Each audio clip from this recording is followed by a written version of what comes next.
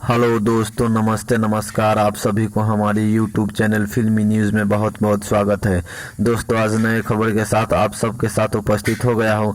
दोस्तों, अब चलते हैं अपनी खबर की ओर। आप सबको आज बताने जा रहा हूँ कि कौन से भोजपुरी सुपरस्टार एक फिल्म के लिए कितना पैसा लेता है।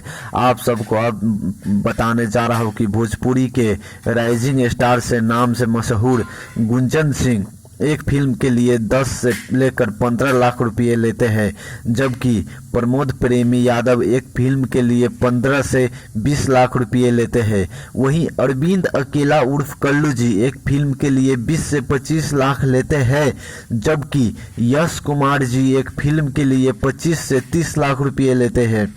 और राकेश मिश्रा की बात की जाए तो एक फिल्म के लिए 25 से 30 लाख रुपए लेते हैं, जबकि रितेश पांडे जी एक फिल्म के लिए 30 से 35 लाख रुपए लेते हैं।